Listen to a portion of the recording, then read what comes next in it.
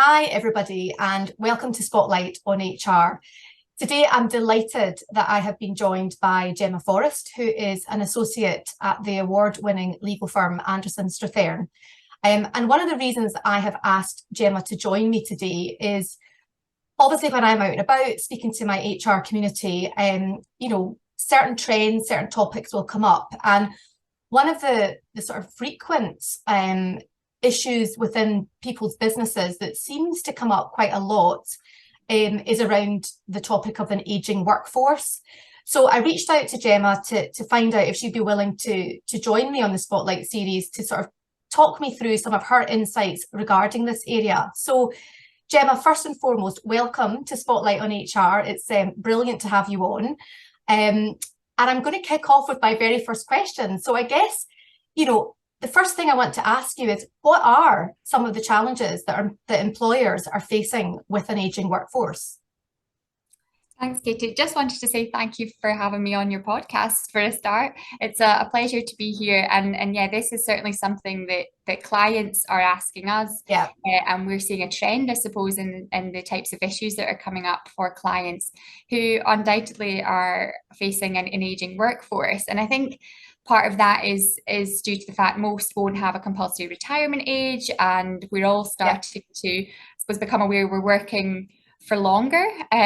We've probably got probably an older date at which we're going to retire, and that comes with it health problems and potentially consideration of supporting employees and considering whether they're disabled under the Equality Act. Okay. But I think that another key issue which I want to focus on today, and I think is getting more media attention, is the menopause in the workplace. This definitely seems to be a challenge for employers from the sense of understanding how best to support and manage their employees who are going through that period in their life. And I think there seems to be a lack of understanding and confidence, I suppose, in actually how to go through that and how to manage and help people that are going through that period. And that actually was echoed by an ACAS report that was just published in October this year from the Commission, a YouGov poll to understand how well equipped employers felt that they were in supporting women going through the menopause. And only 46% felt that they were either very or fairly well equipped, with actually 33% thinking, well, we were not actually very well equipped at all, or 21% of them said they just didn't know. So I think that's quite telling. And again, the survey showed that the confidence that managers had to having the necessary skills to support staff, there was only 46% felt that they were fairly confident, with 37 feeling we're just not really confident at all. We don't really know what to do. So for me, it feels like there's a lack of awareness, understanding on how to support employees undergoing the menopause, and that there's still that stigma associated with the menopause and talking about it.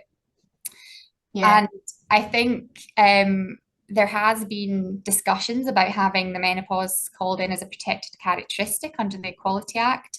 But that's not the case at the moment, and the government have confirmed that they don't plan to make that the case. So for employees who feel that they're not supported or treated fairly, they will have limited other grounds to pursue tribunal claims on the grounds of the protected characteristics that are currently there, which probably would most likely be sex or age or disability. So that's been, I suppose, an interesting development and a space to certainly watch. And something else that has come to my attention as well is that there's been an uptake in the number of court and tribunal cases that cite the menopause in the last year. So that's something that's clearly becoming a wider issue for those who feel that they haven't been supported or treated fairly. And I think that's going to be quite telling for how things are going to change going forward. Totally. And